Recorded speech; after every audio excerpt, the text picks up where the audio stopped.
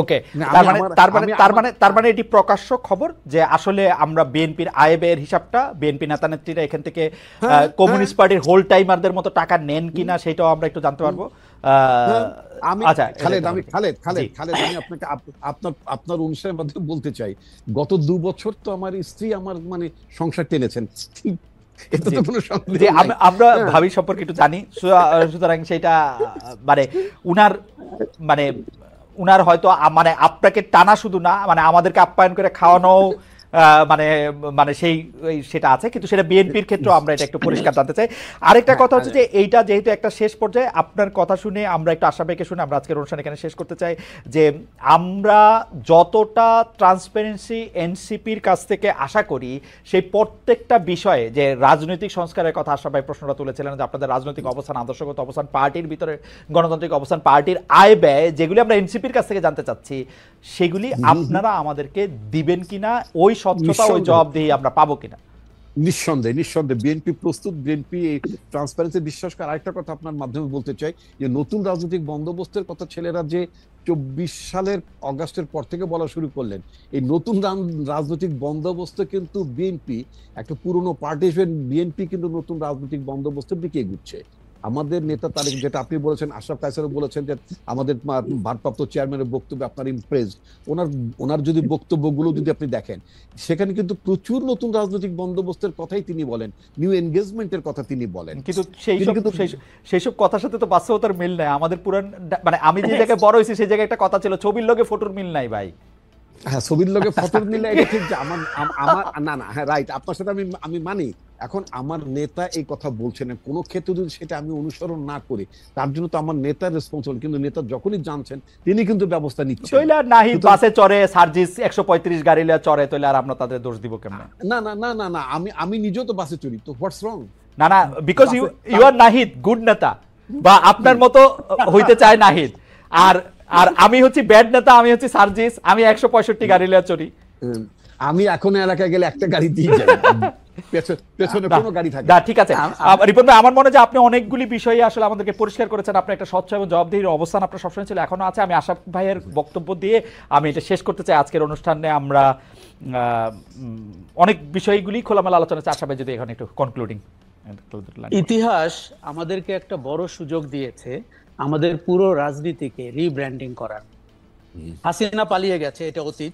আওয়ামী লীগকে মাইন্ডসেট থেকে না দেখে বাস্তবতায় দেখলাম, সেটি আমাদের জীবন থেকে বেরিয়ে গেছে। দেখুন, বিএনপি মতো দল বা জাতীয় নাগরিক পার্টি রিব্র্যান্ডিং বলতে আমি কিন্তু পলিটিক্স ইটসেলফকে রিব্র্যান্ডিং করার কথা বলছি। শোনেন, এখন রাজনীতি বলে বাজারে আমরা যেটি দেখি সেটি অপরাজনীতি। এটি দলগুলোকে মেনে নিতে হবে। এটি হচ্ছে চর দখলের রাজনীতি, মাস্তানির রাজনীতি, টাকা খাওয়ার রাজনীতি। এখন মানুষ এই রাজনীতিকে বিদায় দিয়েছে, নো বলেছে। আপনি সেই রাজনীতি নিয়ে এখনো 7 মাস ধরে বসে আছেন। এবং আশা ভাই আমি মাঝখানে শুধু একটা কথা বলি। আপনি দেখেন, মোহাম্মদ আসুজ্জামান উনি বলছেন আওয়ামী লীগের আয় ব্যয়ের হিসাব নিয়মিতভাবে থার্ড পার্টি অডিট হয়ে থাকে এবং নির্বাচন কমিশনে জমা দেওয়া হয়। খালেদ মহিউদ্দিন মিথ্যা বলছেন কেন? আমি সাংবাদিক হিসেবে দেখছি বাংলাদেশ আওয়ামী লীগের প্রত্যেকটা সংসদ সদস্য, প্রত্যেকটা আমি বাড়ায় কইলাম, ধরেন 99.99% সংসদ সদস্য 1 কোটি টাকা থেকে তাদের 100 কোটি টাকা হয়েছে। তাদের কেউ মাছের ব্যবসা করছেন, কেউ ফুলকপি লাগাইছেন, কেউ বাঁশ কিনছেন, কেউ জানি কি করছেন, সেগুলির ব্যাখ্যা আছে। 1 কোটি থেকে 100 কোটি টাকা এগুলি নাকি নিয়মিত হিসাব করা হয় এবং এটা বলা হয়। আপনি বলতেছিলেন যে রাজনীতিগুলিকে প্রত্যাখ্যান করা হয়েছে। আমার কাছে তো মনে হয় বিএনপি এটা তো ওয়েট করতেছে এটার জন্য। আমাদের এইসব লোকগুলো মূলত দলদাস অথবা দলান্ধ, এবং তারা কিন্তু মুক্ত মনে, খোলা চোখে, খালি চোখে পৃথিবীকে দেখে অভ্যস্ত না।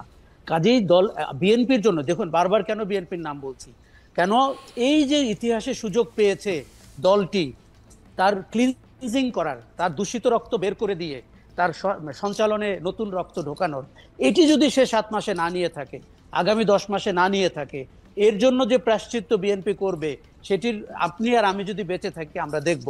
জাতীয় নাগরিক পার্টি, আপনি বাংলাদেশের ইতিহাসে মানে জাসদের জন্মের পরে এই প্রথম কোন দল মাঠ থেকে উঠে এসছে।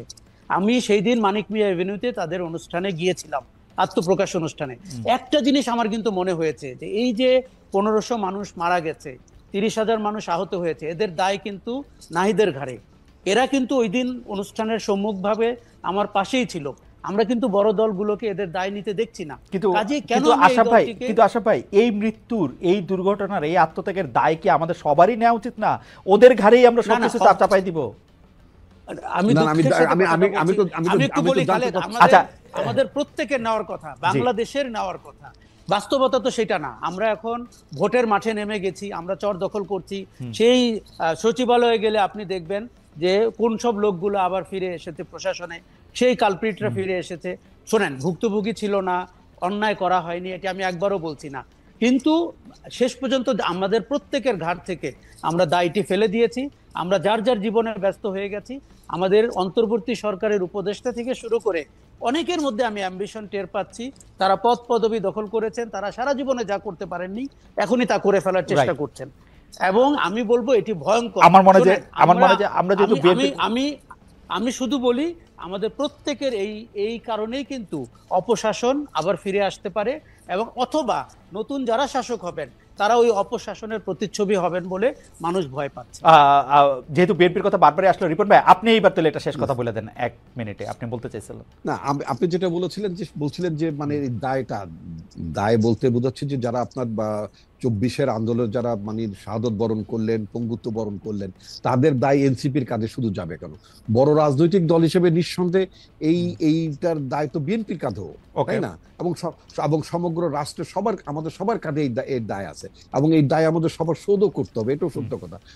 যদি সেটা করতে না পারি, তাহলে এই বিপ্লব, এই অভ্যুত্থানের চেতনা যদি মার খায়, তাহলে বাংলাদেশ ভীষণভাবে হোঁচট খাবে। ওকে, তো আমি বিশ্বাস করি যে বাংলাদেশ নিঃসন্দেহে পিছিয়ে যাবে না, বাংলাদেশ এগিয়ে যাবে, এবং আমাদের নেতা তারেক রহমানের নেতৃত্বে আমরা যে একটা নতুন যে রাজনৈতিক বন্দোবস্তের কথা বিভিন্নভাবে আমরা বলছি, এবং আমরা নিঃসন্দেহে যদি দেশ পরিচালনার দায়িত্ব পাই, আমাদের সম্পর্কে যত নেতিবাচক মানে প্রচারণা হোক না কেন, আর মিডিয়া ট্রায়ালের সম্মুখীন হই না কেন, আমরা নিঃসন্দেহে আমরা অবশ্যই প্রচারণা এবং মিডিয়া ট্রায়াল চলতে থাকবে। রিপন ভাই, আমরা আপনাদেরকে দেখতে থাকবো, আমরা বিবেচনা করতে থাকবো। আশরাফ ভাই আপনাকে অনেক ধন্যবাদ, রিপন ভাই আপনাকে অনেক ধন্যবাদ। দর্শক, আগামী অনুষ্ঠানে নিশ্চয়ই আপনাদের সঙ্গে দেখা হবে। তার আগে আপনাদের সবাইকে অনেক অনেক ধন্যবাদ অবশ্যই।